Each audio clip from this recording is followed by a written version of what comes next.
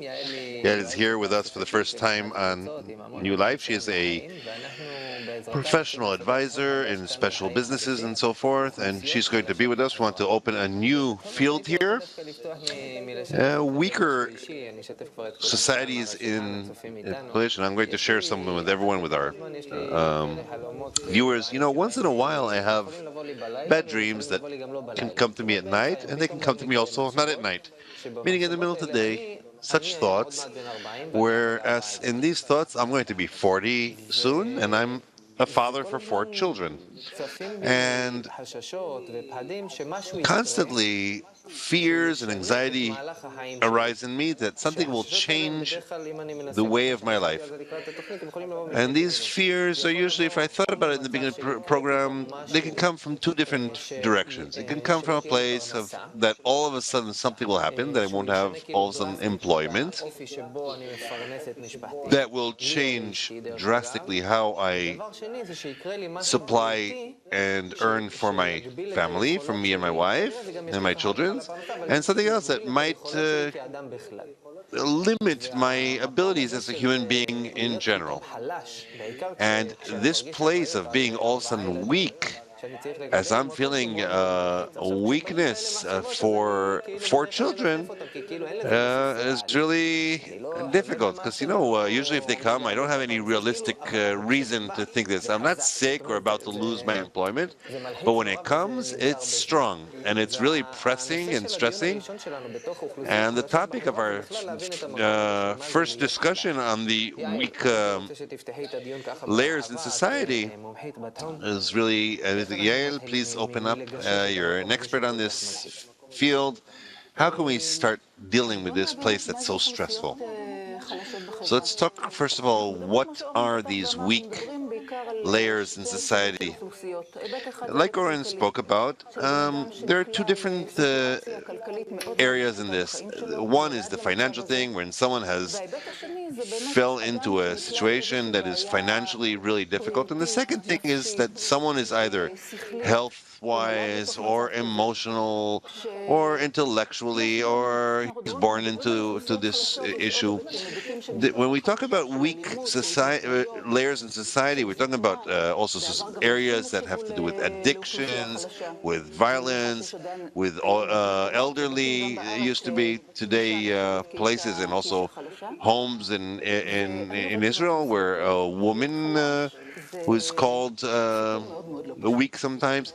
And I work with such populations. It's not a easy thing. There's something that's been associated with this society for a long time, for many, many years, and there's a certain stigma which is very negative upon them as human beings. Their actual place as weak makes them truly as a disaster in life. They start their life in a certain state that is much lower than all the rest of us.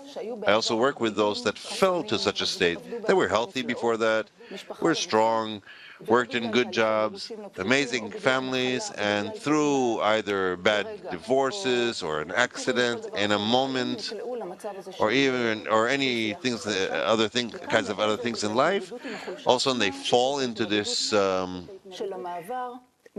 category, and there's this move from strong to weak, which is not an easy thing to engage in life.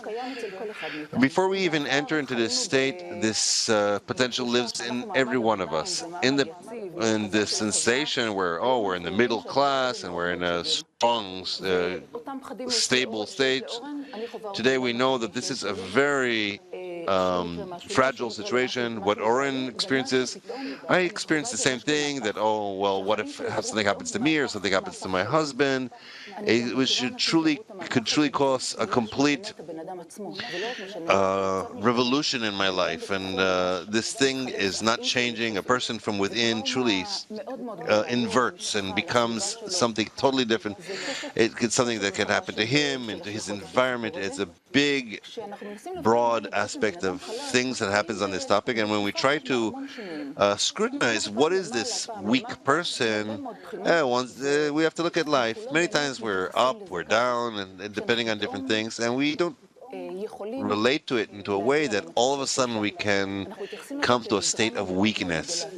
We relate to it a very big drama, not as something natural like the other changes in our lives. And there's a lot of problematics in this concept of being weak. If I'm, for example, if I'm an old person, am I strong or weak? I have so much experience, there's so much knowledge that a young person doesn't have, but still I'm considered weak. If I'm handicapped in some way and I have money and all that, am I considered strong or weak? There are many things. If I'm supported by my family and it also causes a situation of whether I'm weak. You could say that it's more of an inner state. So that's exactly what I would ask. What is your definition of weak in society? So it's probably a psychological definition of a person upon himself. The person himself says about himself. It could be that everything's okay with him and relatively he has a salary or income, but he just feels himself constantly to given to this drastic sudden change. It could be that he has a good state of health, but he has fears and anxieties about his health state. It could be for anything. I think it's more associated with the sensation a person has, the feelings. There are people that feel themselves like everything's fine, and no matter what happens, everything's okay. And there's people that have everything, but from morning to night, they're in fear and anxiety. And the rich people, especially, are also in this. So I don't think that here there needs to be a treatment for a person, but the treatment still needs to place a person and to teach, to relate to what he has in a good, right, optimistic way.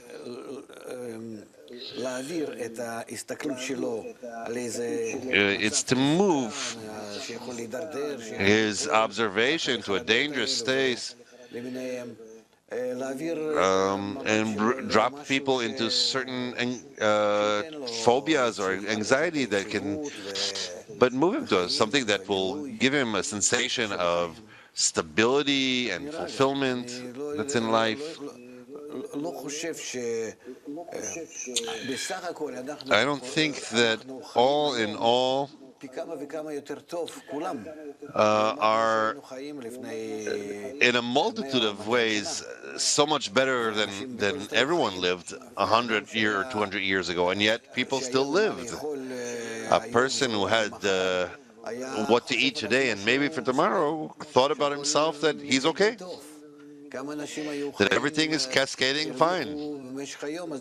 How much, whatever people earned during the day, then they had what to eat that day. And if they didn't, then they didn't have what to eat that day.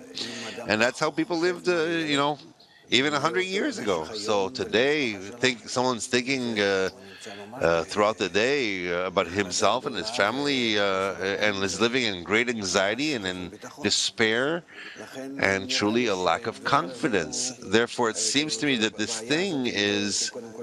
this problem is, first of all, a psychological problem, that we measure ourselves compared to the society, compared to certain norms. And this actually is the great salvation.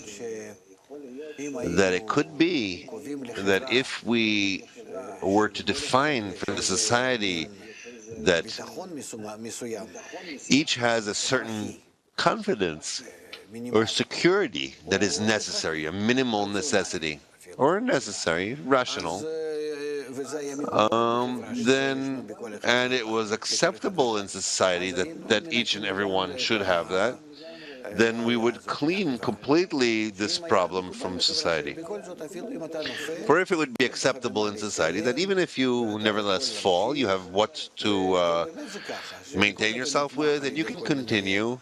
And it's in such a way where, at least, nevertheless, you are supported by programs of the Labor Department and Social Security and other funds.